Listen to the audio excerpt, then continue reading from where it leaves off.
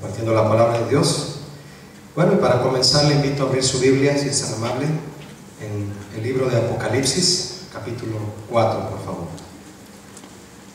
Apocalipsis 4. Apocalipsis es un libro muy hermoso, de muchos misterios de parte del Señor a su iglesia. Pero hay temas en este libro que son reveladores en el aspecto de la adoración para el Señor. Yo le pido que me acompañe a leer Apocalipsis 4 del verso 9 al 11 para empezar juntos este tema. Dice así Apocalipsis 4, 9 al 11.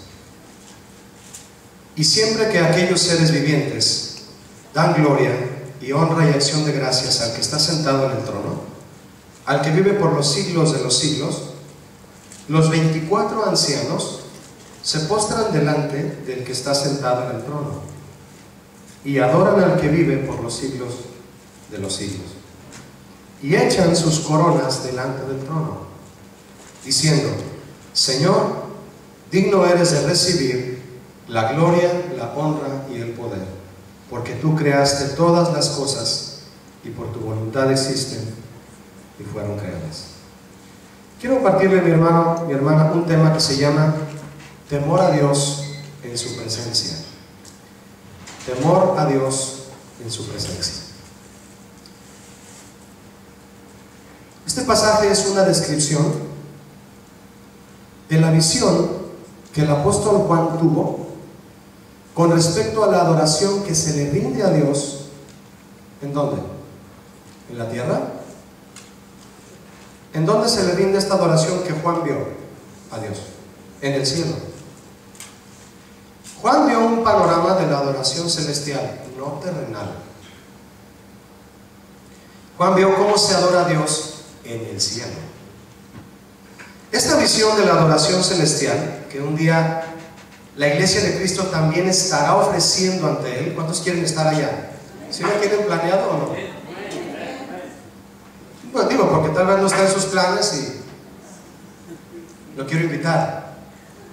Esta visión de la adoración celestial que un día la iglesia de Cristo también estará ofreciendo ante Él es sin duda la adoración de más alto grado, la adoración de nivel perfecto. ¿Sabía usted que nuestra adoración todavía no alcanza este nivel? ¿Cuántos quieren alcanzar un nivel más alto cada vez? Juan vio la adoración perfecta. ¿Por qué?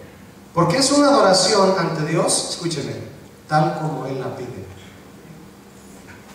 La adoración perfecta es la que Dios recibe tal como Él la pide. Por eso es perfecta. Gracias a lo que Dios reveló a Juan, nos es revelado a nosotros el patrón, el ejemplo de adoración que como iglesia debemos implantar, debemos aprender y practicar para que desde ahora nuestra adoración sea en el nivel en el que le fue revelado a Juan, tal como Dios la pide. Juan tuvo entonces esta visión de adoración celestial, y así es como podemos llamarla para distinguirla de la que ofrecemos nosotros ahora. Nosotros, la iglesia, adoramos ahora al Señor desde la tierra. ¿Sí está de acuerdo en eso conmigo? ¿Cuántos son del planeta Tierra? ¿O hay alguien aquí de Marte? ¿De Júpiter? ¿Urano, Neptuno, Plutón, Mercurio, Venus? ¿No? ¿Todos son de la Tierra? Nuestra adoración es la adoración terrenal, pero Juan vio la adoración celestial. Bien, vamos claros en ese asunto. La Biblia dice, Pablo hablando de la resurrección de los muertos, está en Corintios, y hay cuerpos celestiales, dijo Pablo. Hay cuerpos celestiales y cuerpos terrenales. ¿Quién tiene cuerpo terrenal aquí? ¿Quién tiene cuerpo celestial? ¿Los ángeles? No Los Ángeles, California. Los ángeles del Señor. Los que te andan cuidando cuando manejas a más de 120 millas. Y a veces ni te alcanzan de tan rápido que vas, pero te cuidan. Es un ejemplo. Pero dice Pablo, pero una es la gloria de los celestiales y otra la gloria de los terrenales. Es decir, la manifestación de la presencia de Dios es diferente allá que aquí. Eso quiere decir la palabra de Dios. El ambiente espiritual al que están expuestos los seres en el cielo, mismo al que estaremos expuestos nosotros cuando Cristo nos lleve, es totalmente diferente al ambiente al que estamos expuestos ahora aquí en la tierra. De eso Pablo enseña detalladamente en el capítulo 15 de 1 Corintios. Usted lo puede estudiar en su casa. Habla de la resurrección de los muertos. La adoración que nosotros rendimos a Dios desde esta tierra, si es ofrecida conforme a la Biblia, si se la damos con una actitud reverente y temerosa a su presencia, si es en espíritu y en verdad, como Jesús dijo, entonces nuestra adoración será agradable al Señor. ¿Cuántos quieren que su adoración sea agradable al Señor? Claro. Imagínate que tú vas a una fiesta y llevas un regalo al que cumple años, y le das el regalo al que cumple años y te dice, no lo quiero, y te lo avienta. Qué terrible, ¿no? ¿Cuántos quieren que Dios reciba nuestra ofrenda de adoración? Claro que sí, ¿no? Debido a que el hombre tiene que ver en esta adoración, ¿quién tiene que ver en la adoración terrenal? El hombre, el ser humano. Esta, la adoración terrenal, va a correr el riesgo de ser modificada, manipulada, adulterada y contaminada por el mismo hombre. Allá arriba la adoración nadie la contamina, porque allá arriba no hay pecado, no hay codicia, no hay manipulación, no hay artistas, y menos que cobran. Aquí la adoración empieza a ser manipulada, y la adoración terrenal corre ese riesgo de ser modificada y deja de ser una adoración como Dios la pide. Por la forma en que Juan describe este panorama de adoración celestial, vemos que entre las cosas que causaron impacto en él, porque estaba impactado, si usted ha leído el principio del libro de Apocalipsis, dice que Juan dice, yo caí como muerto cuando vi estas cosas. Así dice prácticamente en el primer capítulo, el segundo, dice Juan el apóstol, yo caí como muerto al ver estas cosas. ¿Qué vio? Imaginen lo que vio ahí en la isla de Patmos. Repito, por la forma en que él describe este panorama celestial, vemos que entre las cosas que le causaron impacto a él está de manera muy especial, mi hermano, escuche, el temor reverente de todos los seres ante la presencia de Dios. El temor reverente, el respeto, la solemnidad ante la presencia de Dios. Alguien puede decirme, Julio, pues si esos seres tienen a Dios enfrente de ellos, ¿cómo no van a guardar respeto? Lo tienen cara a cara, ¿cómo no se van a portar bien? ¿Cómo no van a comportarse reverentemente y con temor a Él si lo tienen frente a Él? Si están frente a Él, yo le pregunto, ¿nosotros no estamos frente al Señor? Le pregunto, ¿estamos o no frente al Señor?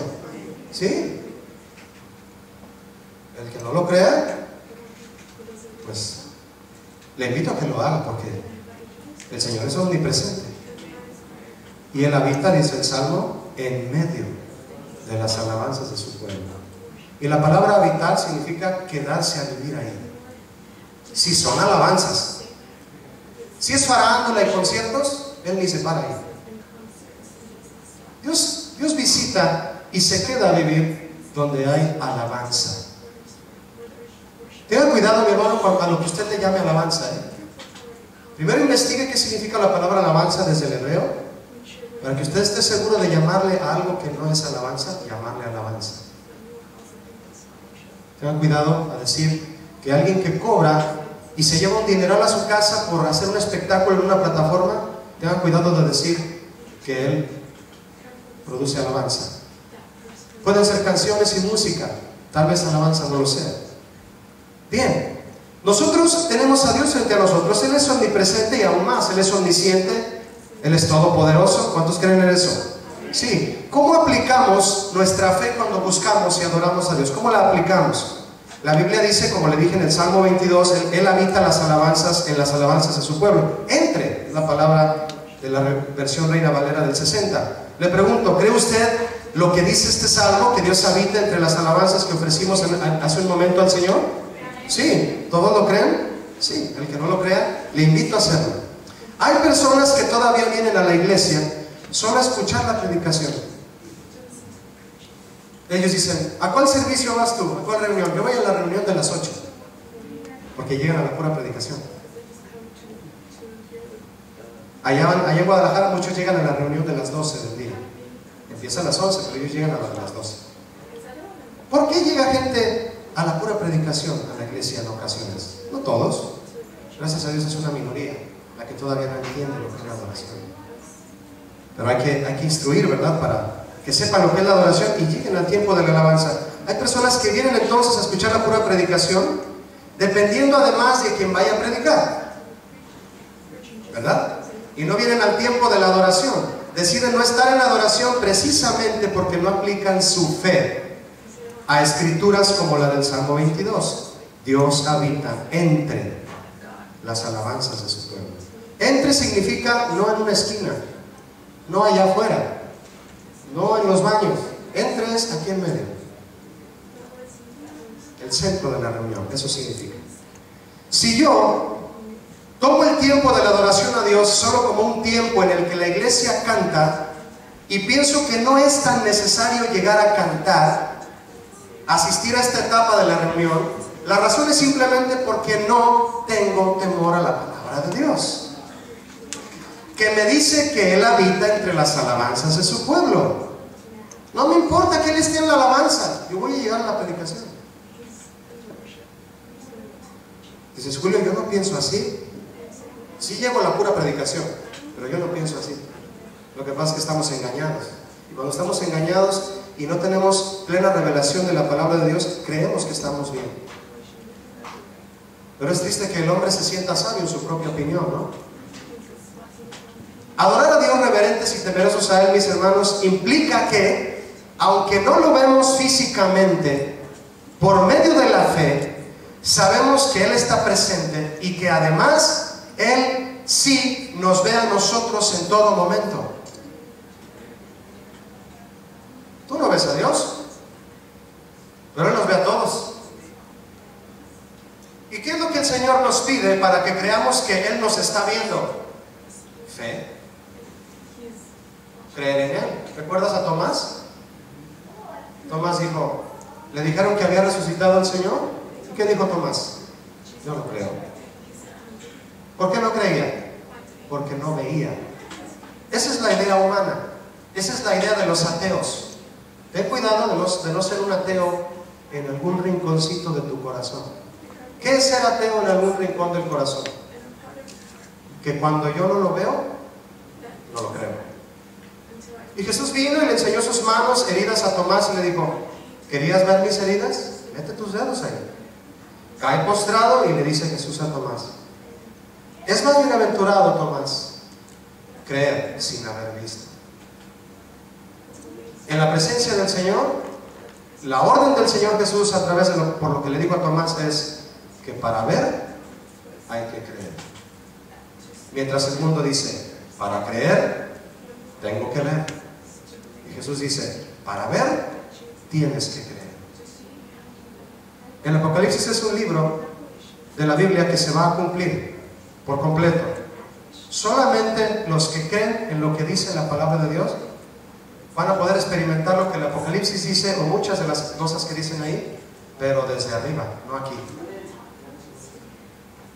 Los que no creyeron en el Apocalipsis lo van a ver desde aquí, porque se van a quedar. ¿Me estoy explicando? Jesús dijo, Dios es espíritu, y los que le adoran en espíritu y en verdad es necesario que adoren. Dice Dios a su pueblo, porque veo todas sus acciones. Esto dice el profeta Jeremías, el Señor hablando, porque veo todas sus acciones, ninguna queda oculta para mí, ni sus pecados pueden esconderse de mi vista. El Señor nos está viendo en este preciso instante a ti y a mí. ¿Cuántos lo creen? Lea conmigo algo que sí le quiero invitar a leer conmigo. Éxodo 33, por favor. Éxodo 33. Vámonos rápido en el abrir de nuestras Biblias. Dice así. 33, 17.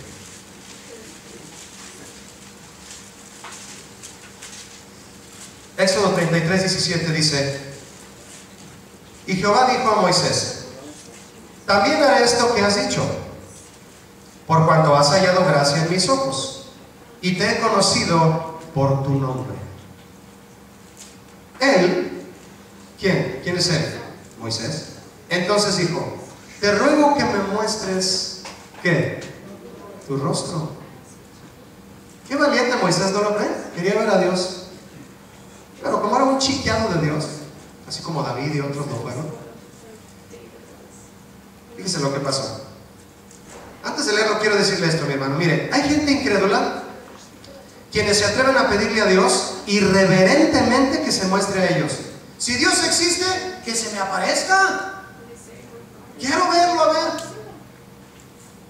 Hay gente así de valiente, pero más bien yo diría valentones, ¿no? No sé si se entiende esa palabra aquí. Se creen como muy osados en su actitud, ¿no? Gente incrédula, repito, que de manera irreverente le dicen a Dios: muéstrate a mí, si existes, quiero verte. ¿Conoce a alguien así? Yo he conocido a muchos así. Para que Dios les compruebe que existe, lo hacen. Pero hay quienes como Moisés que le piden a Dios temerosamente que se muestre a ellos porque creen en Él, le aman y anhelan ver su rostro. Tú puedes pedirle a Dios que te muestre su gloria de una manera irreverente o de una manera temerosa. Moisés se lo pidió de una manera temerosa y ni aún así le mostró su rostro. Ni aún así. Dice el verso 19, de ahí donde tiene su Biblia en Éxodo 33.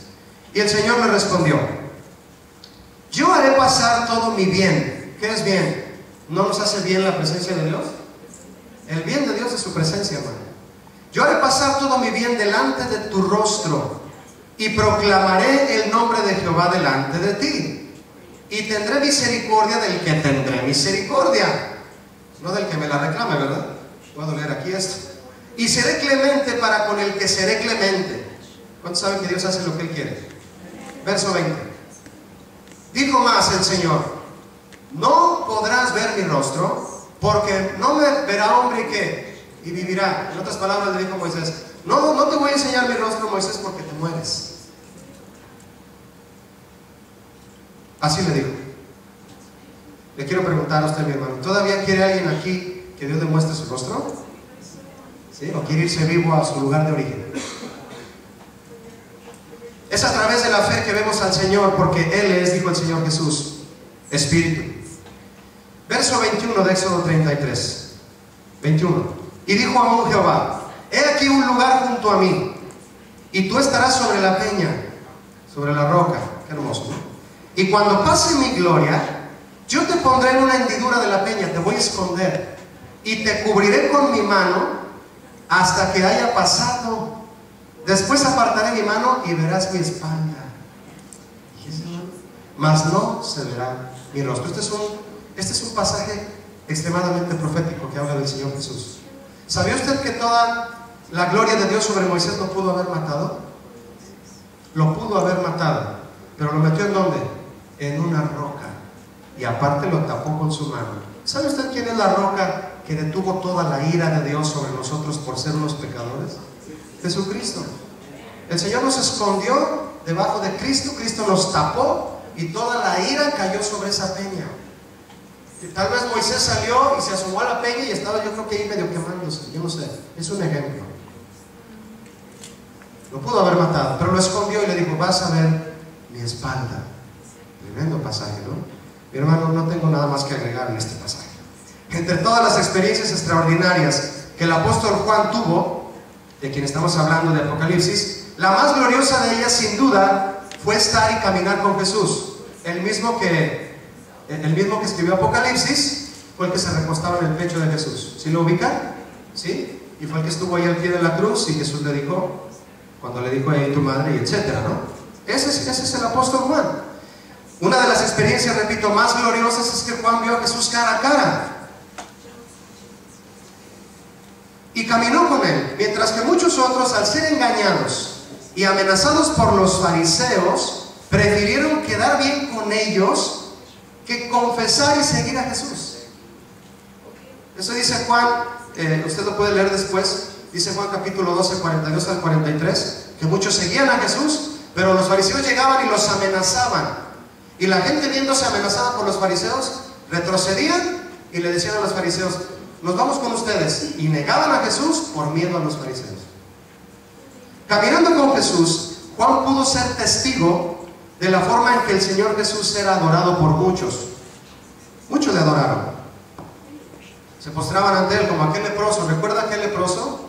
¿Cuántos leprosos eran? En Lucas 17 eran 10. Le gritan desde lejos al Señor Jesús, sánanos. El Señor Jesús tiene misericordia y les dice, vayan hacia los sacerdotes.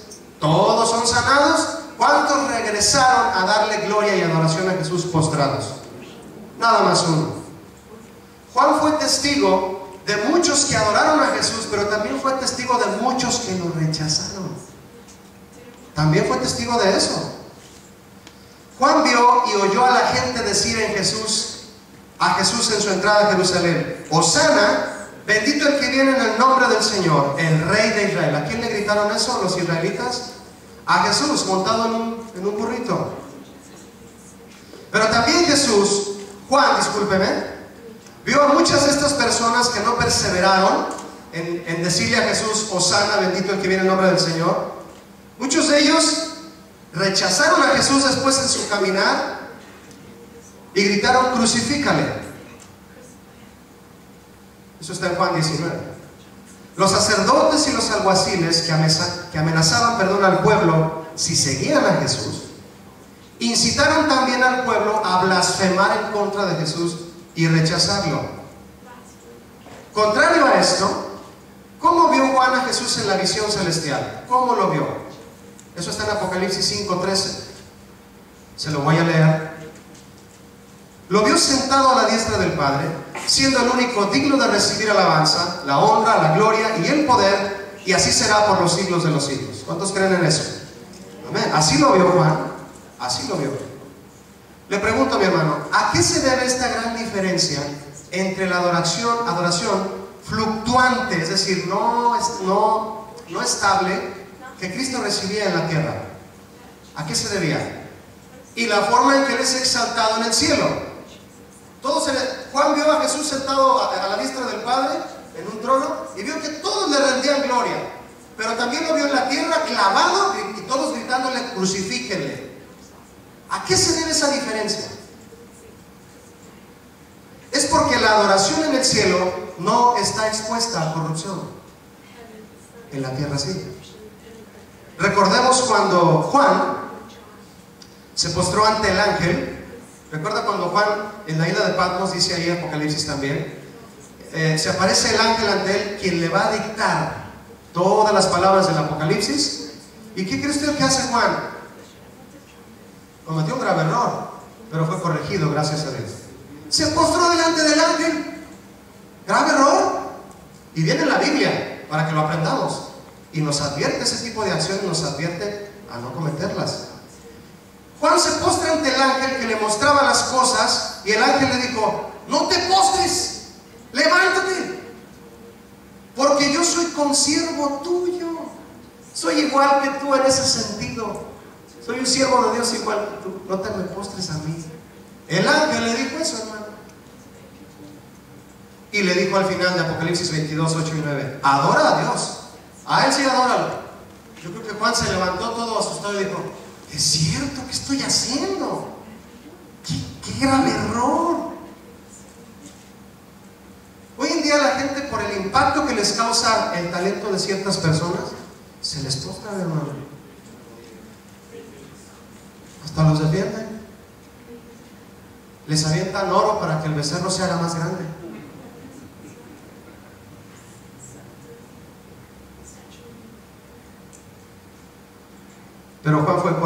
quieren ser corregidos cuando están cometiendo un error? El Señor se va a encargar. Y el ángel le dijo: no te postres. ¿Recuerda al apóstol Pedro? Cuando sanó a un hombre ahí en una ocasión en Hechos, ¿qué hizo el hombre? Se le postró a Pedro. Y Pedro le dijo: ¿qué estás haciendo? Levántate, yo también soy hombre. Un hombre centrado, ¿no? Pedro. Y hoy hasta ponen el anillito de teología para que se los beses, ¿no? Cuidado con eso. Terrible. ¿Qué le falta a la adoración que la iglesia ofrece a Dios en esta tierra de modo que pueda agradarle siempre al Señor? ¿Qué nos falta, hermano? Piénselo entre tanto que avanzamos en este tema. Verso 1, si me acompaña, Apocalipsis 4, donde leímos al principio, pero ahora verso 1, 4:1 de Apocalipsis.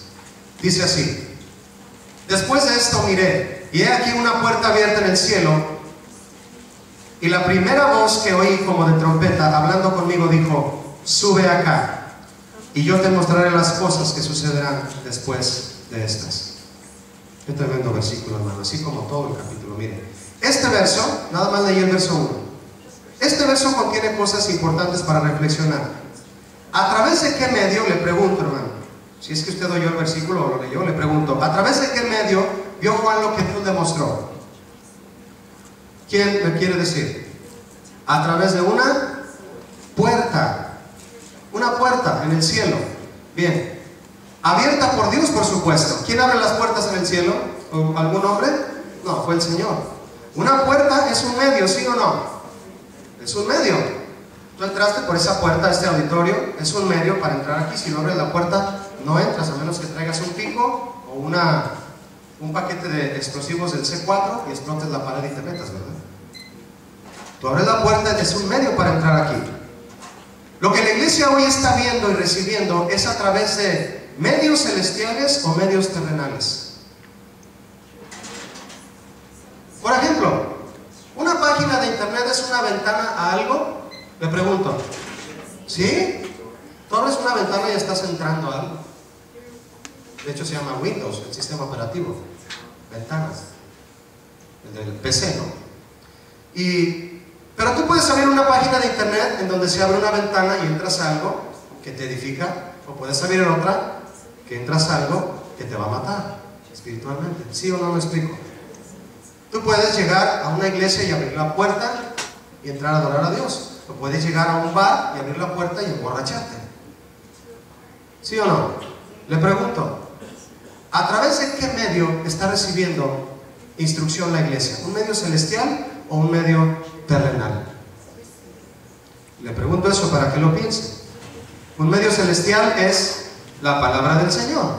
Un medio terrenal es alguien que se para en un púlpito y comienza a hablar de todo menos de la Biblia. Ese es un medio terrenal, humano y carnal, diabólico, me atrevo a decir. De la doctrina de Cristo o de doctrinas de hombres está siendo instruida la iglesia. Juan vio una puerta abierta en el cielo, no en la tierra. Él tuvo que voltear hacia arriba y dijo: ahí hay una puerta y se está abriendo. Y Dios lo elevó. Fue un caso específico el de Juan, porque hoy en día hay muchos que dicen que Dios los eleva y los lleva, ¿sabe a dónde? Si no están en la Biblia, eso ya no es Biblia, ya no es palabra de Dios. ¿Está de acuerdo? ¿Quién fue el que fue elevado a estos niveles para escribir la revelación? Solamente el apóstol Juan. ¿Está de acuerdo con eso? ¿Es eso que está influyendo en tu vida, influenciando tu vida, es una idea humana o es el consejo de Dios que te creó? Es para que lo pienses. Algo que nos ayuda a distinguir, mis hermanos, entre una enseñanza de Cristo y una de los hombres, es que esta última, la de los hombres, no produce en los que la escuchan temor reverente a Dios. Puede producir temor al hombre, pero no a Dios. Muchos respetan más al liderazgo de algunas iglesias que la voluntad de Dios. A tal grado llega el engaño, ¿eh? Analice usted esto en su corazón, hermano. ¿Usted está pendiente de la voluntad directa de Dios o de la de un hombre? El salmista decía, en este caso es el rey David, porque hay otros salmistas que escribieron ahí en el libro. En este caso era el rey David diciendo: pero mi corazón tuvo temor de tus palabras. Es el Salmo 119, verso 161.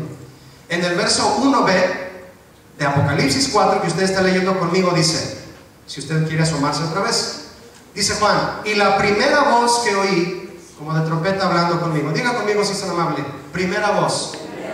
Eso es, primera voz. Muy bien. ¿Qué tiene de especial primera voz? Juan dice, primera voz que oí. Significa que había otras voces. ¿Sí o no? Sí. Él no dijo, y escuché una voz. Y me habló alguien, no dijo, la primera voz que oí. Interesante eso, ¿no? Le pregunto a mi hermano, ¿es la voz de Dios la primera que escuchamos y obedecemos? Hoy en día hay muchas voces. ¿Cuál es la primera voz para ti? Hay quienes dicen, en mi vida Dios tiene la última palabra. ¿Cuántos han dicho eso? Sí, tiene la última palabra porque a esa es a quien le preguntas hasta el último. No, en mi vida Dios no tiene la última palabra, tiene la primera y la única. Es como escuché a un hombre decir algo muy acertado. A Dios no debemos darle gloria primero. Debemos darle gloria solo a Él. Juan escuchó y puso atención a la primera voz que oyó. La primera voz. Para los israelitas era muy especial el sonido de la trompeta. Juan escuchó una voz como de trompeta. Por eso distinguió que era la voz de Dios. Tú puedes oír un instrumento musical, pero jamás vas a oír un instrumento musical igual que la trompeta. Ni siquiera un sonido de trompeta en este tipo de aparatos modernos hoy del siglo XXI, que dice que le aprietas ahí y suena una trompeta. Es pura falacia, eso no son trompetas. Son sonidos que se parecen a trompetas. Pero invita a un trompetista a ver, toca algo, ese sonido es incomparable.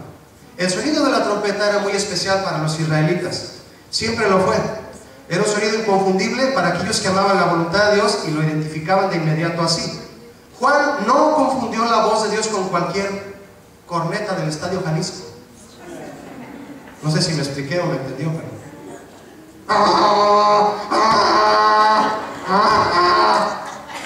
Parecen vacas hambrientas esas trompetas. Y luego si el que la está tocando no sabe soplar, peor, ¿no? Y más si está emocionado por las Chivas o la América. Ese no es un sonido de trompeta, son de plástico. Aquellas trompetas eran de plata, eran de oro, muchas de ellas. Tenían un sonido esplendoroso. Muchas de ellas también eran hechas de cuernos de carnero. Eran inconfundibles los sonidos. ¿Qué le dijo esta voz de trompeta a Juan en la parte C del verso 1 que usted me está acompañando a leer? Hablando conmigo dijo, ¿qué le dijo a Juan? Sube acá. ¿Lo puedes decir una vez más conmigo? Sube acá y te mostraré las cosas que sucederán después de estas.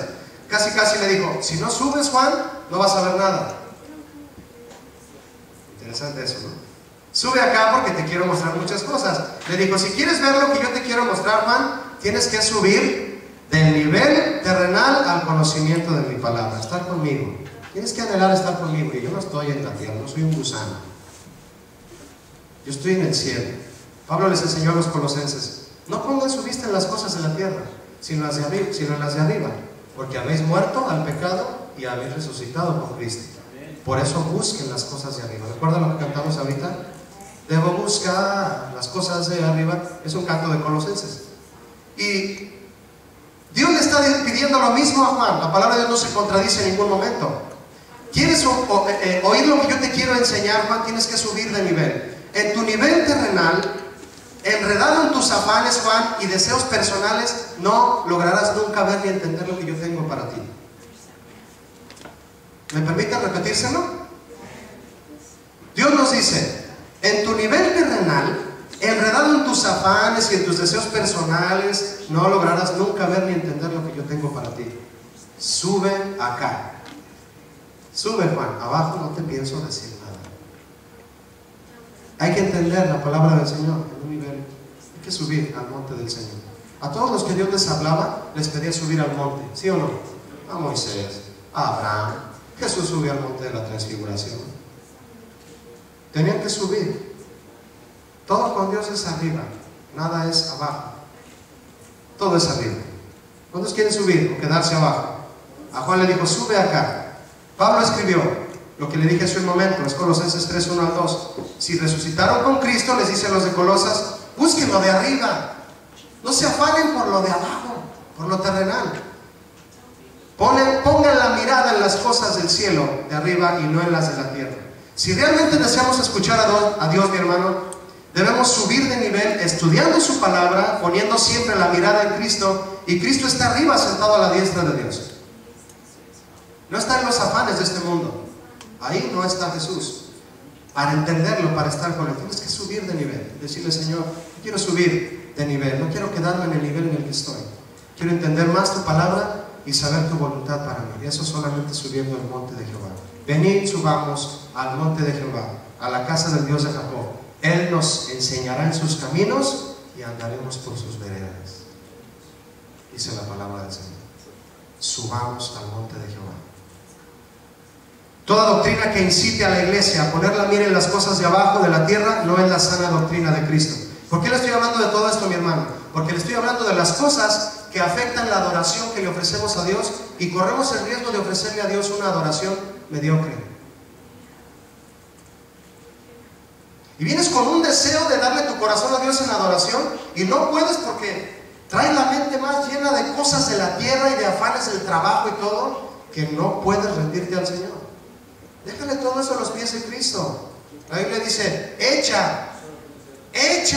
¿Sabes lo que es echar? La Biblia no dice, dale en la mano tus ansiedades al Señor. Jesús dice, el apóstol Pedro, echa tu ansiedad a los pies de Cristo y Él tiene cuidado de ti. Échala. Ni Cristo va a querer cargar tu ansiedad. Señor, aquí está mi ansiedad. Ahí déjala. Ahí déjala. Toda doctrina que incite a poner las cosas, la vista en las cosas de la tierra, no es la sana doctrina de Cristo. Todas esas enseñanzas de la prosperidad han hecho daño a muchas personas y su adoración a Dios no es como Dios la pide en su palabra. Es una adoración sin reverencia, puede ser hasta osada y aún exigente, mi hermano. Ya no claman a Dios, le reclaman. ¿Quiénes somos para reclamarle a Dios? No, tú me prometiste bendición económica y tú me la das. Y reclámele a Dios, hermano, sus promesas, porque Él cumple lo que le dijo. La pregunta es, ¿eso dijo? Ya no clamamos a Dios, mi hermano, sino le reclamamos. Hay que corregir ese error, porque estamos poniendo en riesgo nuestra adoración y podemos estársela ofreciendo como Él no la pide. No nos la pide. Como Él no, de negación, no la pide. Todos los hombres que recibieron revelación a Dios subieron al monte a recibirla. Allá arriba Moisés recibió las tablas de la ley. El Señor le dio los 10 preciosos 10 mandamientos. ¿Cuántos aman los 10 mandamientos? Es una ley moral, está vigente. ¿Sabían que los 10 mandamientos están vigentes? Porque es una ley moral, ya no es una ley ritual. Por eso están vigentes. En México acaban de anular como delito el adulterio. Ya no es delito en México adulterar. No, mi país va adelante. El aborto no tarda en llegar a Jalisco a ser también legal. Las bodas de homosexuales. No, vamos para atrás, hermano. Usted pone la vista en las cosas de la tierra y nos morimos, hermano. No subimos a ningún nivel. Nos estancamos totalmente. Todos los hombres recibían la revelación de Dios subiendo al monte de Dios. ¿Bajó Dios a entregarle las tablas a Moisés o Moisés subió por ellas? Moisés subió por ellas. ¿Quieres revelación de Dios? Métete con Dios, hermano. ¿Cómo me meto con Dios, Julio? Lee la Biblia. Ora a diario. Y simplemente dile, Señor, no quiero ser un ser humano mediocre. Que mediocre. No quiero ser un ser humano que dice que te ama y con mis hechos te grito que te odio. Quiero amarte, Señor, y adorarte en espíritu y en verdad. Y Él te va a decir cómo. Él te lo va a decir. Viniendo a la iglesia, escuchando la palabra y caminando, hermano, en contra de la corriente de este mundo. Somos como los salmones, hermano. ¿Sabe por qué la carne del salmón es tan grande, gruesa y jugosa y tan cara?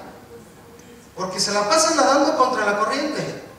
Y es tanto el esfuerzo del salmón que se hacen tan gordos y sin grasa porque es pura carne. Ponen los huevecillos, las hembras, en la parte baja del río de una montaña, y cuando nacen los peces ya traen el chip adentro, ya traen la orden de Dios. Empiezan a nadar y se pegan en las piedras y se sacan la sangre, pero contra corriente, hasta que llegan arriba. Y llegan nada más a aparearse y morirse. A dar su vida por el propósito de Dios, subiendo a una montaña. Ese es el salmón. A mí me gusta pedir salmón y cada vez que lo veo en un plato digo, este dio su vida para que yo comiera. Contracorriente. Si no vas contracorriente, hermano, ¿qué pasa? Mire, le voy a hacer una revelación bien gruesa. Si no va usted contracorriente, la corriente se lo va a llevar a usted.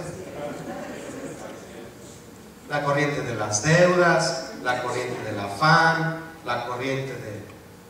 todo eso que es bien corriente. Porque no tiene a Dios. Y una persona fina, no es porque traes un traje Giorgio Armani, como no, este no es un hermano. Una persona fina no es aquella por como viste, es aquella que dice, yo amo a Dios y a Él le sirvo. Déjame salir del tema, pero déjenme retomar aquí.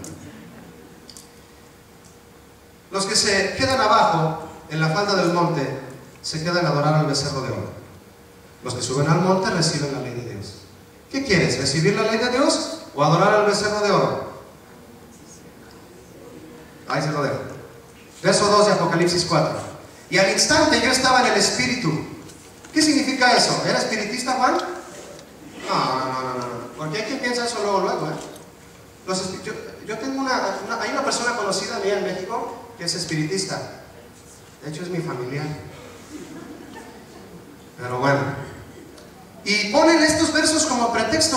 Otro verso que ponen ellos es el de Pablo cuando les dicen los de Corinto: estoy con ustedes en espíritu.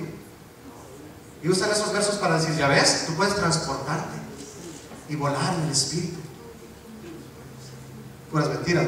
No lo estudian en el hebreo ni en el griego, malinterpretan. Dice Juan, yo estaba en el espíritu, es decir, estaba en el Espíritu Santo. Él me estaba mostrando, me estaba guiando. Y he aquí un trono establecido en el cielo, y en el trono uno ¿qué? Uno sentado. Miren lo que vio Juan, hermano. Leí el verso 2. Le pregunto, ¿cómo es que Juan obtuvo la capacidad de ver y reconocer al que está sentado en el trono establecido en el cielo? Juan dice que estaba en el Espíritu, y luego dice que a través de eso vio al que estaba sentado en el trono. ¿Cómo es que Juan reconoció a Jesús? Porque el Espíritu Santo lo vio. Hoy mucha gente toma al Espíritu Santo como el que te va a guiar, pero a hacer el negocio de tu vida. Ese no es el trabajo del Espíritu Santo, hermano. El trabajo del Espíritu Santo es llevarnos arrepentidos a los pies de Cristo, redarguyéndonos de pecado. El Espíritu Santo no te va a venir a decir, ¿quieres ser rico? Yo te digo cómo. El Espíritu Santo te va a venir a decir, eres un pecador, arrepiéntete y dile a Cristo que te salve. Y glorifica a Jesús. El Espíritu Santo glorifica a Jesús y solo a Él. Porque Juan dijo, yo estaba en el Espíritu, y la Biblia dice, todos los que son guiados por el Espíritu de Dios, estos son hijos de Dios. El Espíritu Santo fue quien dio a Juan a reconocer al que vio en el trono.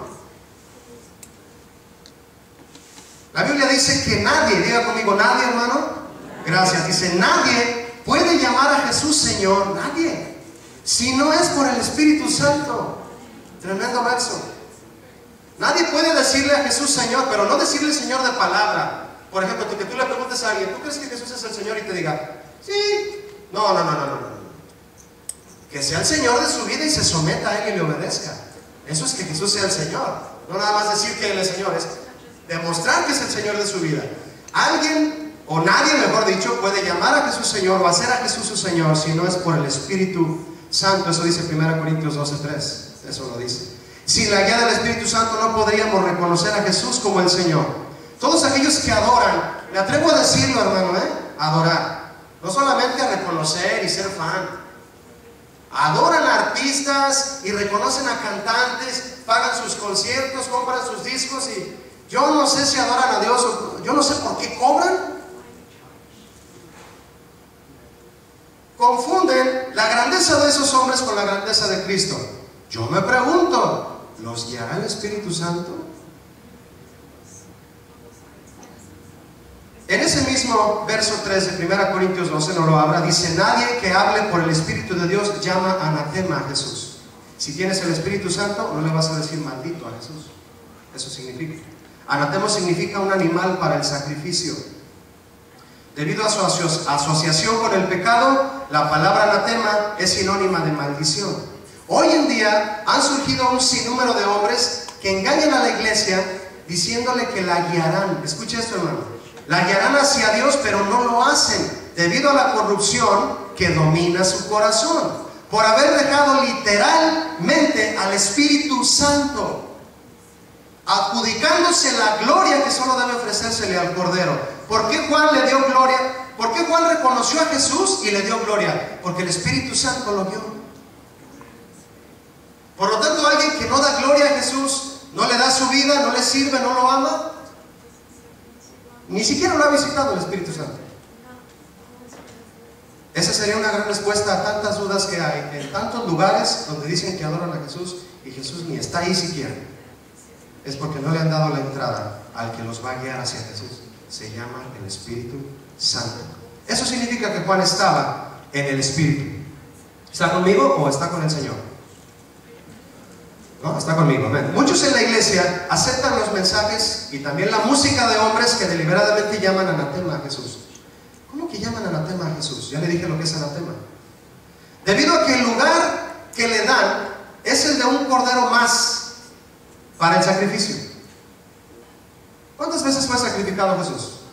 Una sola vez, dice la carta de Pablo, y para siempre. Una sola vez y para siempre. Cristo fue el centro de la visión de Juan. El centro. Al primero que vio fue al que estaba sentado en el trono. Y debe ser el centro de la visión de la adoración de la iglesia de hoy. ¿Cuántos adoraron a Jesús en esta noche? A Jesucristo, hermano. Hay que ir detrás de Él, con tu cruz, siguiendo sus pisadas. ¿Cuántos traen su cruz aquí? Sí. Porque cuando lleguemos al Calvario detrás de Él, vamos a crucificar la carne. Eso se hace diariamente.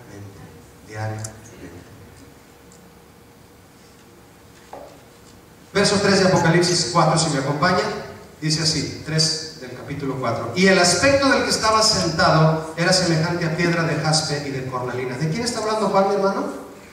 De Jesús. ¿Cómo lo vio? Como piedra de jaspe, de cornalina, y había alrededor del trono un arco iris semejante en aspecto a la esmeralda. Y el aspecto del que estaba sentado era...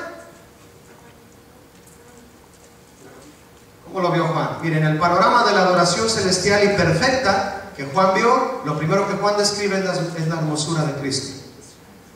Lo primero que Juan describe es la hermosura de Cristo. Aunque vio muchas cosas impactantes que vamos a leer ahorita, vio a unos seres vivientes bien raros, uno con cara de león, otro con cabeza de...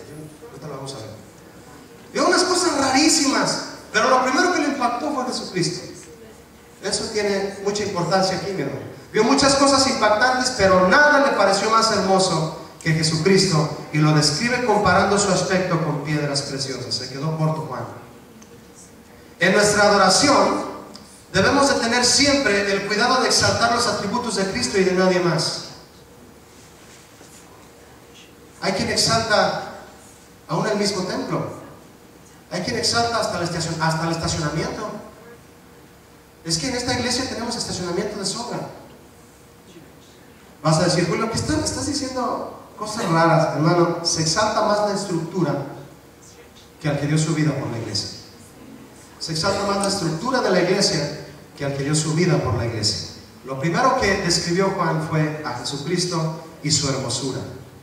En nuestra adoración debemos de tener siempre el cuidado de exaltar los atributos de Cristo y de nadie más. Ni siquiera nuestros sentimientos deben anteponerse a las virtudes de Cristo en nuestras expresiones de adoración a Él. Ni siquiera nuestros sentimientos. Mira, hermano, yo he notado la diferencia, pero contundente, cuando estoy cantando una canción que habla de que, Señor, yo me encontraba en el pecado y me sacaste. Yo era así y tú me rescataste. Yo disfruto esos cantos, pero cuando canto cantos que hablan de su hermosura, es otra cosa. ¿No lo has notado? Porque lo que hacen esos cantos es dejar tus sentimientos y lo que tú eres y empezar a fijarte en lo que Él es, y te olvidas de lo que tú eres. Y como nosotros tenemos que menguar, desaparecer, y Él tiene que crecer, nos olvidamos de nosotros mismos y dejamos que Él sea el único exaltado. Por eso empezamos a cantar: Santo, Santo, Santo, Señor Todopoderoso. ¿Dónde cabe el hombre ahí? ¿Dónde cabe el sentimiento humano ahí? Solo está Cristo en el trono, lo estamos viendo. Ese canto es este capítulo. Y lo estamos viendo a Él y se me está olvidando hasta cómo soy yo. Puedo llegar a mi casa y verme en el espejo y mira, ya me acordé cómo soy. Porque adoré tanto a Cristo. Y como dice Juan, ¿qué es eso que estoy viendo? Es cornalina, es jaspe, es diamante, yo no sé. Que te olvides de cómo eres tú y adores la hermosura de Cristo. Amén, iglesia. Dice el capítulo 4 de Apocalipsis 4: y alrededor del trono había 24 tronos, y vi sentados en los tronos a 24 ancianos, vestidos de ropas blancas con coronas de oro en sus cabezas. ¿Qué es esto, mi hermano? Miren, los 24 ancianos en esta visión representan a todos los redimidos de Dios en todos los tiempos, tanto antes como después de la muerte y resurrección de Cristo. ¿Cuántas tribus eran? ¿Cuántos apóstoles eran? 12, aún después de Judas entró Matías, ¿no? Dios no deja huecos. 24 ancianos representando la redención del Señor mundial. El que haya muerto creyendo en Dios Padre, cuando viene el Señor Jesucristo, también a Él lo lava su preciosa sangre. Simbolizan a todos aquellos, tanto judíos como gentiles, porque Cristo vino a traer su palabra a los gentiles también. Sanó a muchos gentiles, sanó al siervo del centurión romano, ¿sí o no? Habló con la mujer samaritana. Representan a toda esa gente que ahora formamos parte de la familia de Dios, según lo escrito en el capítulo 5, 8 al 10. Lo puede leer en su casa, Apocalipsis 5, 8 al 10. Estos 24 ancianos nos muestran que todos los redimidos del Señor lo están adorando. Y Juan vio 3 elementos en estos ancianos que adoran a Dios en el cielo. Número 1, cada uno de ellos ocupaba un trono. 24 ancianos, cada uno en un trono. Escuche esto, hermano. Es decir, han sido galardonados por Dios recibiendo un lugar en el cielo. ¿Sabía usted que hay galardones en el cielo? Una cosa es la salvación, otra cosa es el galardón. Tal vez aquí todos vamos a ser salvos, pero no todos igual de galardonados. Estos personajes fueron galardonados y eso habla de recompensas de parte de Dios. Número 2, están vestidos de ropas blancas, es decir, han sido vestidos de pureza debido a su redención por Cristo. Número 3, llevan coronas de oro en sus cabezas, es decir, las coronas simbolizan la victoria de Cristo por la cual ellos fueron salvos. Mi hermano, 3 elementos que si nosotros no portamos esos 3 elementos, nuestra adoración ni siquiera aspira a ser como la adoración en el cielo. Estos 3 elementos en estos seres, a través de ellos daban adoración al Cordero. El primero que le mencioné, ocupaban un trono. ¿Cuántos se sienten privilegiados de estar en la iglesia hoy en día? En vez de estar en un bar, tirado por las drogas, tirado porque eras un borracho. Yo no sé. Dice el apóstol Pablo, muchos de ustedes eran eso. Les dijo a los corintios. Eran borrachos, eran adúlteros, eran esto, eran cosas tremendas. Muchos de ustedes eran eso, pero ya no lo son. ¿Cuántos eran eso y ahora están aquí en la iglesia? Mi hermano, ese es un lugar privilegiado. Cuando no adoramos a Dios, conscientes de que somos unos privilegiados, nuestra adoración, porque somos malagradecidos. Si tú lo adoras con una actitud de agradecimiento, hermano, es que le estás dando a entender al Señor: Señor, tú no me das nada, tú no me bendices con nada. ¿Qué adoración? Dame, Señor, bendíceme. La adoración debe comenzar en un sentido de darnos cuenta de que somos hombres y mujeres privilegiados. ¿Amén, iglesia o no? Cuando tú llegues consciente, hermano, a la iglesia, a adorar al Señor, pensando en primer lugar lo que tú eras y lo que eres ahora, y el privilegio que Dios te ha dado de estar aquí en un lugar donde tú vayas a adorar al Señor, lo primero que va a brotar de ti es agradecimiento, y vas a adorar a Dios como Él lo pide. También estos ancianos sentados en sus tronos estaban vestidos de ropas blancas. Hay gente que todavía llega con culpabilidad en su corazón y llegan a querer adorar al Señor con el estorbo de la culpabilidad. Es bueno estar consciente del pecado y arrepentirse y pedir perdón, pero muchos no se han atrevido a ponerse la ropa blanca que Dios te dejó a un lado y te dijo: Yo te lavé con la sangre de Cristo. Vístete de ropas blancas, lo cantamos hace un momento. Me visto de ropas nuevas. Pero ¿a quién se trae la ropa vieja todavía? La del viejo hombre. Traen el traje del viejo hombre. Ya no hay que ponerse el traje del viejo hombre, hay que ponerse ropas blancas. Y número 3, llevaban coronas de oro. ¿Cuántos saben que tenemos una victoria que nosotros no ganamos, que Cristo ganó por nosotros? Debemos de cantar con esa victoria, hermano. Mire, me voy a atrever a decirle algo, pero los que dirigimos alabanza, nos damos cuenta quién viene con la victoria y quién viene derrotado. ¿Nos damos cuenta? No, llamó a unos hermanos, estos así. Unos hasta cayéndose de sueño. Y otros que están todo el tiempo, están así, unos hasta llorando. ¿Por qué sucede eso? ¿Por qué en un lugar tan privilegiado y donde nos dieron un traje nuevo después de haber traído unos harapos por el pecado, me dan un traje nuevo y me dan una silla donde sentarme privilegiada y todavía estoy así aguanto? ¿Me explico o no? No estamos conscientes del nivel de adoración que Dios pide de nosotros, porque nos hemos dado cuenta que hay una victoria, la cual nos podemos poner en nuestra cabeza, una corona de oro que Cristo nos puso. Él trae las marcas de los clavos, nosotros no. Él se quitó su corona y te la puso, hermano. Debemos estar adorando a Dios todos. Los únicos que tienen pretexto para no adorar a Dios son los que no le conocen. ¿Qué me estás diciendo, Julio? ¿Que yo no le conozco? No, yo no sé. Yo no te conozco. Si yo no veo que levanta las... Y no lo estoy diciendo, hermano, que los que dirigimos alabanza nos estamos nomás fijando y glitchando a ver quién levanta las manos o quién canta o quién no. No servimos a Dios haciendo eso. No somos reporteros.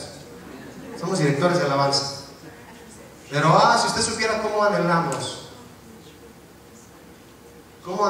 los que dirigimos alabanza, ver que la gente entienda en qué consiste adorar al Señor. ¿Por qué un cristiano puede entrar a la iglesia y decir: Señor, yo te adoro porque yo era, y ahora qué eres? El que no adora a Dios, mi hermano, es porque no le conoce. No puedes adorar algo que no conoces. A la iglesia de hoy esto le enseña la manera tan especial con que Dios galardona a aquellos que le buscan y le adoran reverente y temerosamente. Dios es galardonador de los que ¿qué? De los que le buscan, de los que le adoran. Y los que sabemos que fuimos redimidos, comprados por la sangre de Cristo, le adoramos portando con agradecimiento todos estos galardones. Un trono, ropas blancas y una corona de victoria. ¿No le da gracias a Jesús ahorita? Yo sé que sí. Verso 5 de Apocalipsis 4. Y del trono salían relámpagos y truenos y voces. No era una discoteca, era el cielo. Es el cielo. No era un circo, no era el circo du Soleil. No. Porque hoy tratan con multimedia, apantallarnos todos los artistas, ¿no? Ponen multimedia y luces. No, Juan vio un espectáculo, pero glorioso, que le daba gloria a Dios, obviamente. Y delante del trono ardían 7 lámparas de fuego, las cuales son los 7 espíritus de Dios. ¿No que nada más había un Espíritu Santo, Julio?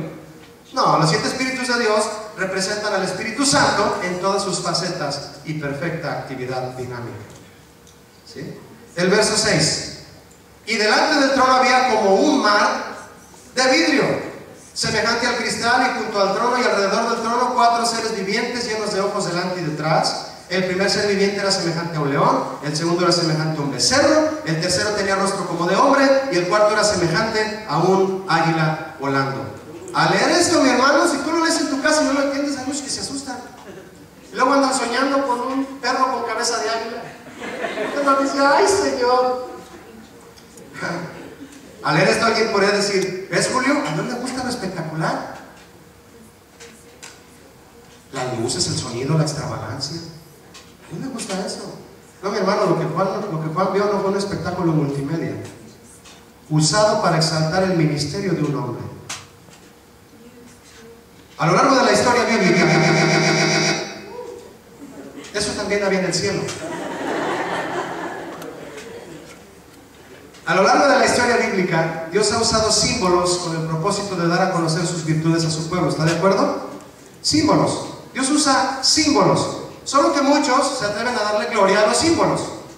En el monte Sinaí hubo truenos y relámpagos, ¿se acuerdan? Eso está en Éxodo 19, si algún día lo quiere leer. En el monte Sinaí salían truenos y relámpagos cuando Dios se disponía a dar su ley a Israel. Le dijo a Moisés: te voy a dar unas tablas, Moisés, con la ley. Empezó a tronar y a relampaguear. Y todo el pueblo de Israel, dice el Éxodo 19, se estremecía. A través de todo lo que Dios crea, mi hermano, muestra su grandeza, su personalidad, con las cuales gobierna sobre su pueblo y lo bendice. Póngase frente al mar, hermano. Ve al mar.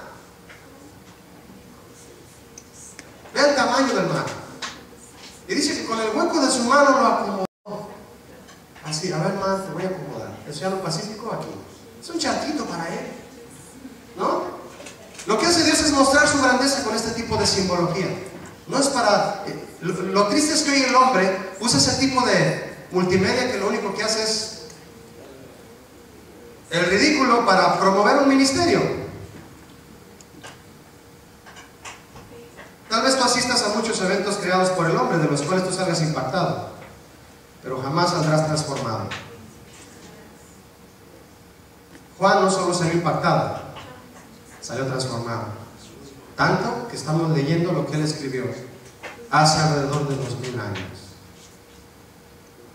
Todo ese espectáculo a Juan lo transformó, no solo lo impactó. A donde tú vas, ¿te impactan o eres transformado por Dios? Porque el hombre no puede transformar. En cambio, Juan, después de haber visto todo esto, jamás volvió a ser el mismo. Por eso cayó como muerto a sus pies en Apocalipsis 1:17. Lea conmigo ahora verso 8 de Apocalipsis 4, parte final de este texto. Estamos en el final. Verso 8 de Apocalipsis 4. Y los 4 seres vivientes tenían cada uno, ¿cuántas alas?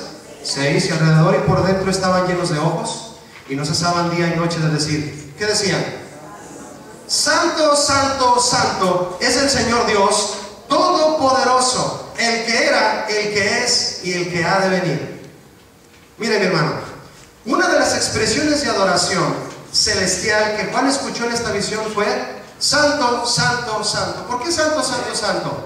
Porque santo es el Padre, santo es el Hijo y santo es su Espíritu, ¿verdad?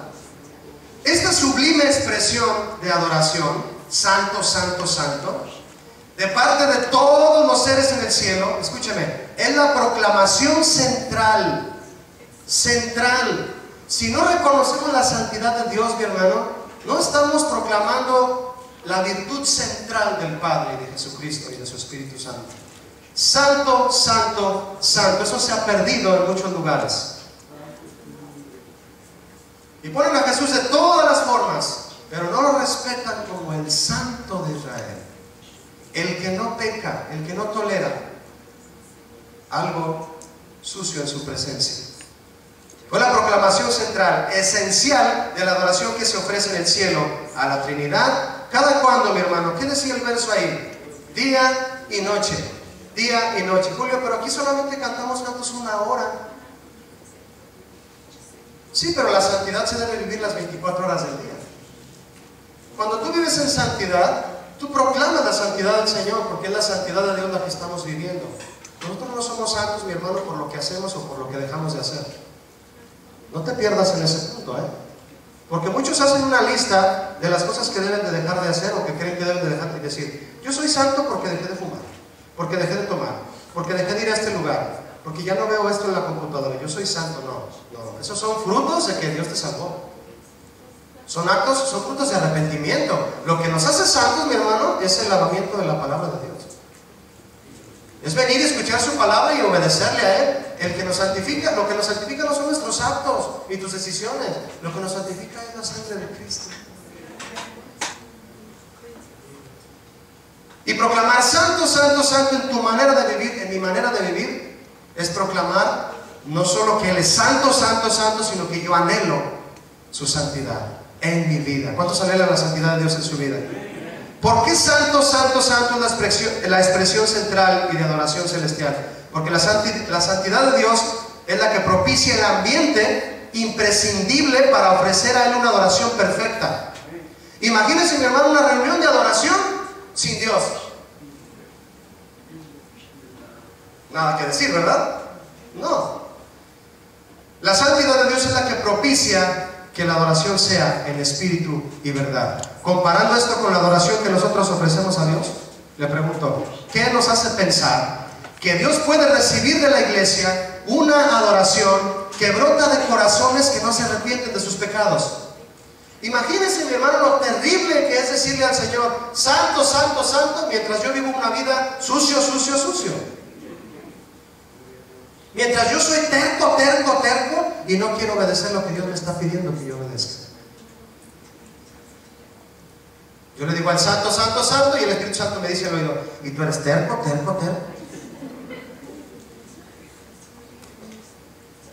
No se puede proclamar su santidad, mi hermano, sin vivirla. Sin arrepentimiento, sin santidad, nadie verá al Señor.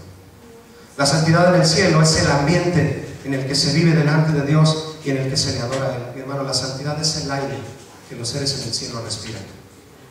La santidad de Dios. Tú y yo respiramos un montón de cochinadas que no debemos permitir que lleguen a nuestros pulmones y nos destruyan. El pecado, los afanes, todo este mundo. Cuando venía bajando del avión, se ve una capa negra sobre Los Ángeles, ¿lo ha visto? Igual que en México, Distrito Federal, igual que en Guadalajara. Es la tierra prometida, pero está bien llena de smog. Se ve la capa negra de smog en Los Ángeles. Pero Dios está arriba del smog. Por eso nos dice, sube acá. Y en el avión yo decía, mira Señor, estoy subiendo contigo. Voy arriba del smog. No quiero respirar suciedad, quiero respirar la santidad de Dios. Y para la iglesia, en todas las áreas de la vida, la santidad es la esencia del verdadero cristianismo. Hebreos 12:4, sin santidad nadie verá al Señor. Más que con cantos, nuestra vida es la que debe proclamar día y noche que Él es santo, santo, santo. ¿Amén, iglesia? Como lo hacen todos los seres en el cielo, lo hacen día y noche. Mientras ellos cantan santo, santo, santo, tú y yo vivimos en santidad, santidad y santidad. La santidad de nuestro diario vivir como cristianos genera, fíjese lo que le dije, la santidad de nuestro diario vivir genera en la iglesia una adoración semejante a la adoración celestial. Yo le pregunté hace un rato, ¿qué nos falta para que la adoración le llegue aunque sea un poquito a la adoración que se le ofrece a Dios en el cielo? Santidad, mi hermano. Santidad a Jehová, decía la lámina de oro que portaban los sacerdotes. Dios le dijo a Moisés, quiero que hagas una lámina de oro, no de plata, no de papel, de oro, Moisés, troquelada, grabada como sello, que diga santidad a Jehová, y la pongas en cada tiara o gorro de cada sacerdote, porque a la hora de entrar a mi presencia deben de vivir en santidad. Si no, amárrales una soga en el pie y los sacas muertos. Si hoy en día sucediera eso, hermano, muchos ni entrábamos por esa puerta. Estaría vacío este lugar. Pero gracias a Cristo, usted y yo estamos aquí, con cosas en el corazón que no deberíamos traer, y sin embargo le adoramos. Sin embargo nos atrevemos a adorarle con ciertas cosas en el corazón. Y Jesús dice, qué bueno que te lavé con mi sangre. Si no, te sacan muerto por esa puerta, muerto espiritualmente, muerto en el corazón. La santidad de nuestro diario vivir es la que propicia una adoración como a Dios le agrada. En el cielo nadie está expuesto al pecado, nadie. En la tierra sí. Por eso, mientras estemos aquí, nuestra mirada debe estar puesta siempre en las cosas de arriba. Amén. ¿Dónde está Cristo para poder adorarle realmente en santidad? Hay algo importante respecto a la santidad. Muchos pueden confundir santidad con buena conciencia, lo que le decía hace un momento. Es posible que algunos estén ofreciendo a Dios una adoración a un nivel solo de buena conciencia, debido a que se sienten limpios al no estar haciendo cosas malas en su vida. Eso es ser religioso y no cristiano. Hay gente que usa los cantos de adoración solo para tapar su pecado. A veces los cantos, mi hermano, por eso los cantos no es la esencia de la adoración. La esencia de la adoración, mis hermanos, es la obediencia. Y tú puedes ser un pésimo cantante o no aprenderte nunca una canción de adoración, pero puedes ser un excelente cristiano obediente a Dios. La máxima expresión de adoración, mi hermano, no es una canción. Yo puedo verte aquí llorando, postrado, cantando santo, santo, santo. Eso a mí no me dice nada. Tal vez al Señor tampoco. ¿Por qué? Porque los cantos suelen ser una tapadera a nuestro pecado y a nuestra condición. No tapes tu condición con cantos. Sácala y dile: Señor, vengo arrepentido, vengo a la iglesia, vengo con mis hermanos, vengo a adorarte, me arrepiento. Lávame, Señor, porque quiero ofrecerte una adoración con ropas blancas. Amén, iglesia. Sin santidad nadie verá al Señor. Sí, pero no somos santos solo porque lo decimos, sino porque Cristo nos santificó por su palabra. Su palabra es la verdad. Jesús es la palabra por la cual fuimos santificados, y en esta santidad que Él trajo a nuestras vidas debemos adorarle siempre, y así estaremos adorando a Dios tal como se le adora en el cielo. El cristiano nacido de nuevo, hermano, sabe que necesita ser lavado y santificado por la sangre y la palabra de Cristo. Lo sabe continuamente. Y es así que ofrecerá a Dios una adoración genuina. Genuina. La adoración en el cielo es genuina. En la santidad que Dios provee a su pueblo por Cristo, debe adorar la iglesia. Y no solo en una manera de pensar que cree que no ha hecho nada malo, y por esa razón cree que su adoración será recibida por Dios. Hay gente que adora a Dios así, creyendo que no hace nada malo, por lo tanto mi adoración a Dios es buena. Discúlpame, pero no es así. Pensar que la conciencia limpia es suficiente para ofrecer a Dios un sacrificio de adoración ofende a Cristo, mi hermano. ¿Qué prefieres? ¿Tener una conciencia limpia por lo que tú piensas, o una conciencia y una vida limpia por la sangre de Cristo? Que no seamos limpios por lo que pensamos, hermano, que seamos limpios siempre por la sangre de Cristo. Amén. Verso 9 de Apocalipsis 4. Gracias por su tiempo, mis hermanos, y su paciencia, le agradezco. Vamos a leer esto un poquito más, por favor. Verso 9 de Apocalipsis 4. Y siempre que aquellos seres vivientes dan gloria y honra y acción de gracias al que está sentado en el trono, al que vive por los siglos de los siglos, los 24 ancianos, le pregunto: ¿se quedan en el trono? No, mi hermano, se postran. ¿Lo está leyendo o no? Sí, se postran delante del que está sentado en el trono. Sí, tenemos cierta autoridad que Dios nos dio, pero Cristo es el que tiene toda la autoridad. Hay 24 tronos, pero solo hay un trono donde se sienta el rey. ¿Cuántos dicen amén a eso? Se levantan de su trono para adorar al que está en el trono verdadero, el trono en serio, ¿no? Y adoran al que vive por los siglos de los siglos, y echan sus coronas delante del trono, diciendo: Señor, digno eres de recibir la gloria y la honra y el poder, porque tú creaste todas las cosas y por tu voluntad existen y fueron creadas. Le pregunto a mi hermano: ¿quién le dio a esos 24 ancianos el trono, la ropa y la corona? ¿Quién se los dio? Cristo se los dio. Pero a la hora de reconocer a Cristo, todo eso se nos regresa. Lo que tú y yo tenemos, hermano, no es nuestro. Tenemos que rendirlo al Señor. ¿Cuántos dicen amén a eso? Porque Él es el único digno de recibir. ¿Recibir qué? Diga conmigo: todo. Todo. Ellos no dicen: ah, no, Dios me dio eso, aquí me quedo. Y se quedan sentados ahí, de manera simbólica, se quedan sentados sin rendir todo a los pies de Cristo. Arrojan sus coronas, las echan. Dicen, lo que pasa es que ven la corona de Cristo y dicen: no, y la ven. Esa sí es corona. Ese sí es un trono. Esa sí es ropa blanca, y más aún, teñida de rojo.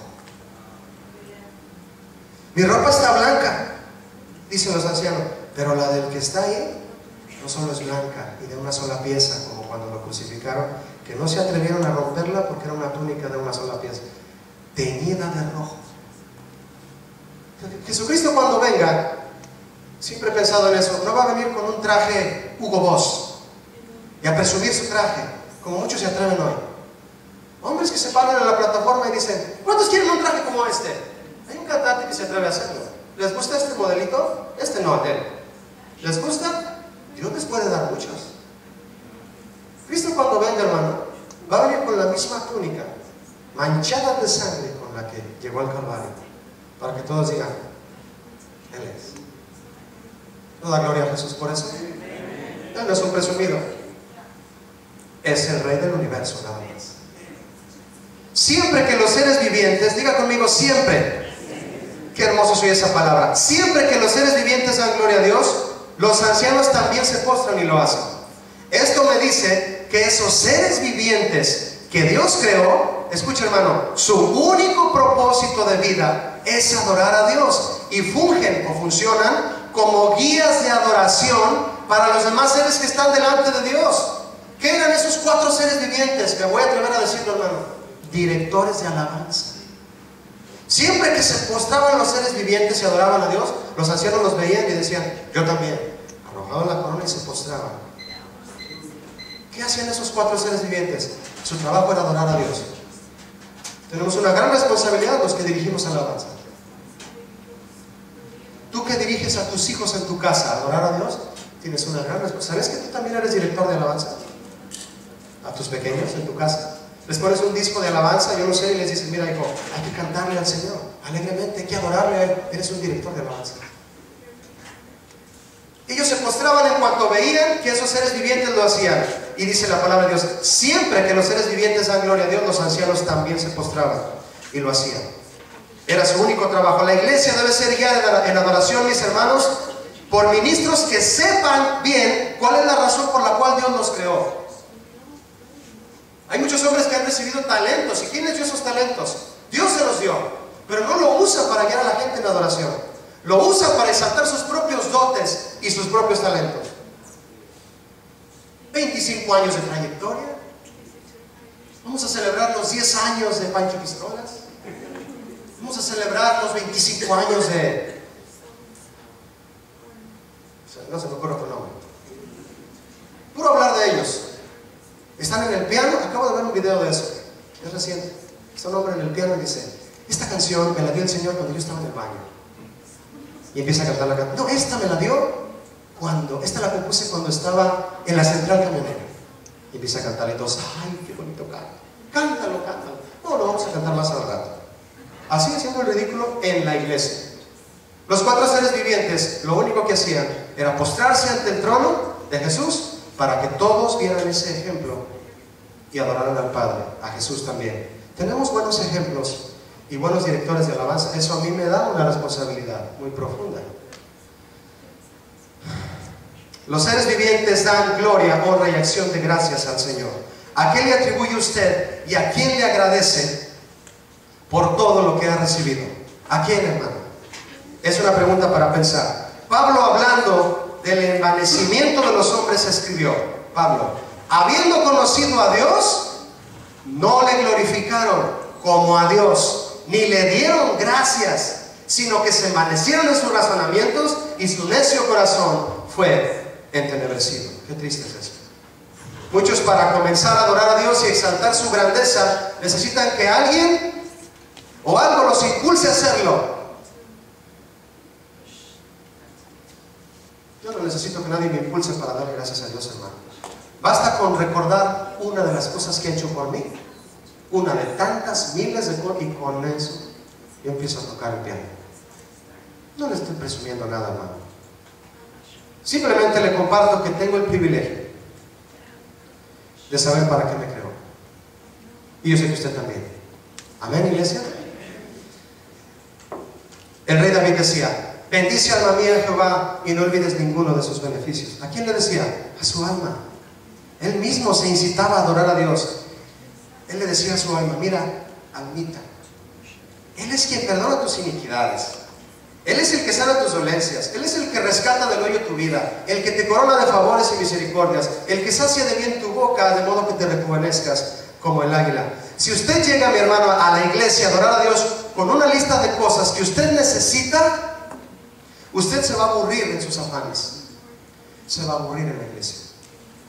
Pero si usted llega a la iglesia con una lista de las cosas que Dios ha hecho por usted, que creo que no la va a poder terminar nunca, usted se va a gozar en la misericordia de Dios. ¿Sí me expliqué? Sí. Muchos hacen una lista de sus necesidades en lugar de las cosas que Dios ha hecho por ustedes, por nosotros. La Biblia dice que desde que entramos a la casa de Dios ya debemos estar dando gracias a Él. La Biblia dice: entrad por sus puertas. Desde la puerta. Cuando te abren la puerta ya vienes diciendo: Señor, que ya empiece Irán, que ya empiece, porque traigo tantas cosas que agradecerte. Entrad por sus puertas con acción de gracias y por sus atrios. Fíjese, el rey David, mi hermano, no está hablando ni siquiera del lugar santo, está hablando de la puerta para allá. Entrar por sus puertas, por los atrios. Los atrios es el patio.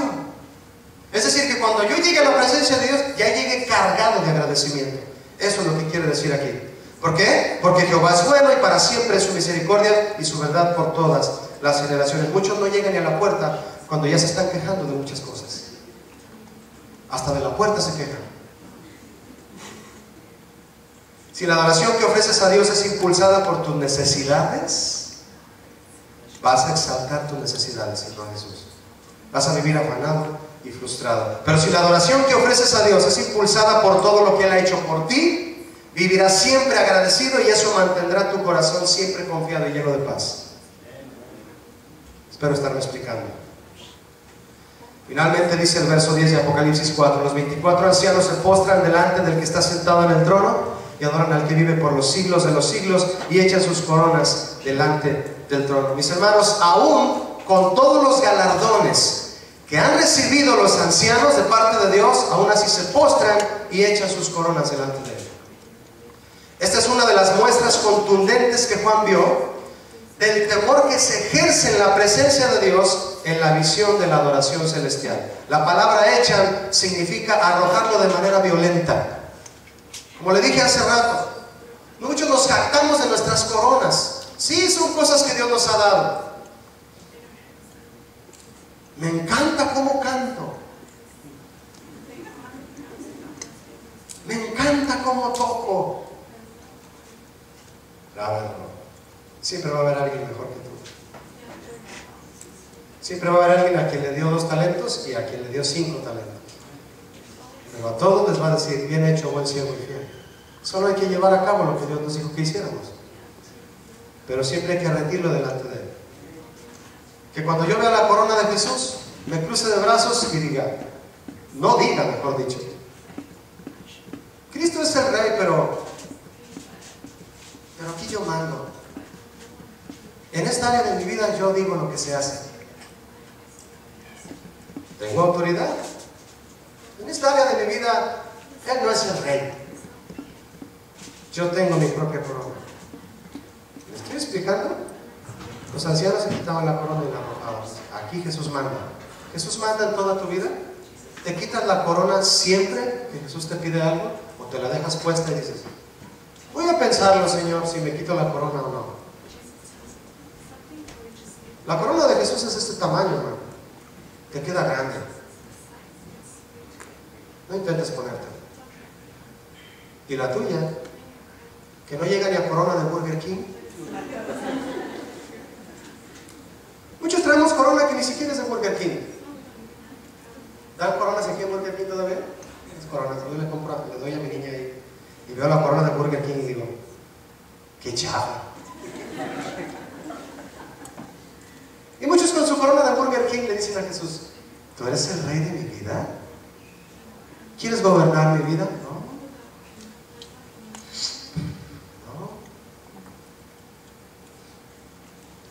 Con cosas todavía por ahí.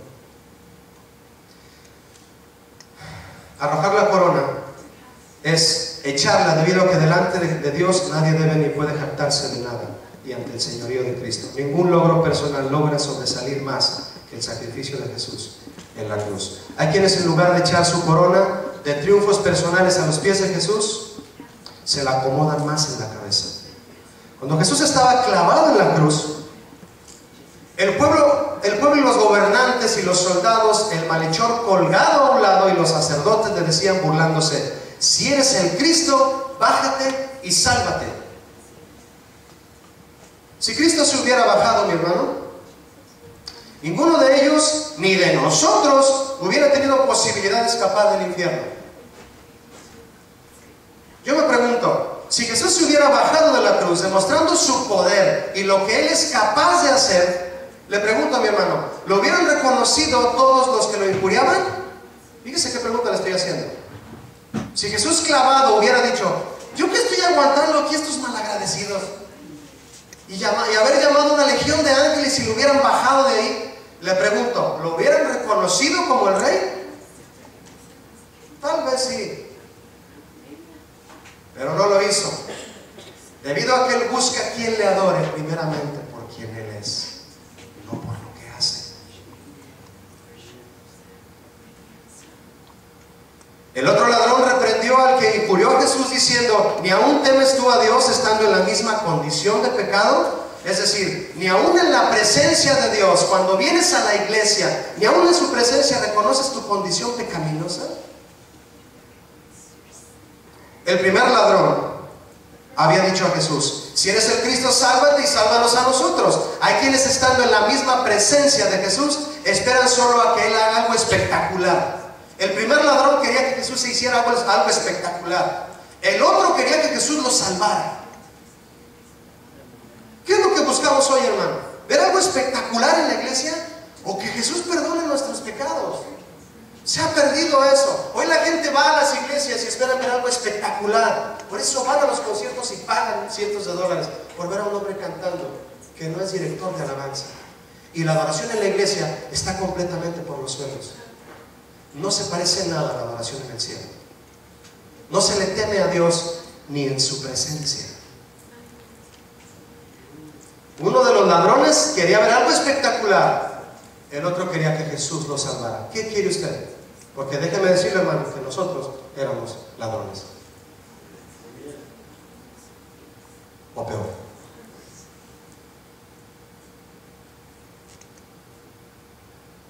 Y esperando que Jesús salga, haga algo para beneficiarnos. Si lo que estaba haciendo en la cruz era beneficiarnos eternamente, y aún así le dijeron, bájate y sálvate y demuéstranos. Los ancianos en el cielo se postran ante el Cordero. Postrarse en la cultura judía era quedar completamente acostado boca abajo.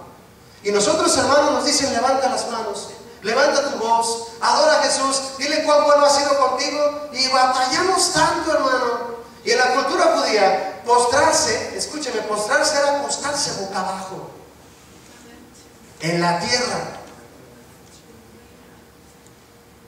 Tremendo, ¿no? Imagínense aquel leproso a quien Jesús sanó. Dice claramente que llegó y se postró. Y es esa palabra griega, acostarse en tierra boca abajo. Boca abajo ante Jesús. Gracias, Jesús, por sanarme. Y nosotros batallamos para levantar las manos como pollito rostizado. Temor a Dios en su presencia, hermano. ¿Me aguantan otro rato? Los ancianos se postran ante el Cordero. Ya voy a terminar, ya, le prometo, hermano, en media hora, no se quede. Postrarse en la cultura era eso, en la cultura judía. Pero como traigo mi pantalón de JCPenney y la alfombra no está limpia y está llena de impurezas, me voy a postrar y manchar esta ropa santa que Dios me dio. Ay, es un pantalón de guapa, no te hagas. ¿Cómo me voy a ensuciar? Si se nos invita entonces a hacer todas esas cosas y no nos animamos, hermano, no crea que le estoy obligando a hacer esas cosas. Como director de alabanza lo estoy invitando. Siempre el director de alabanza debe de invitar, no obligar. Pero aprendiendo de la palabra de Dios que todos esos son mandamientos, la iglesia los aprende como mandamientos y lo único que hace el director de alabanza es invitar. Y se logra una adoración sublime delante de Dios donde solamente le adoran corazones agradecidos. Comparada con la adoración que Juan vio, ¿qué le falta a la adoración que la iglesia ofrece a Dios hoy desde la tierra? Le falta el temor reverente bajo el cual los seres en el cielo adoran al Señor Dios Todopoderoso día y noche. Eso le falta. ¿Qué dicen los ancianos cuando adoran a Jesús en el cielo? Señor, digno eres de recibir gloria, la honra y el poder, porque tú creaste todas las cosas y por tu voluntad existen y fueron creadas. Mis hermanos, temor a Dios en su presencia. ¿Quiere cerrar sus ojos un momento conmigo, si es tan amable? Cierre sus ojos, no para mí, para el Señor.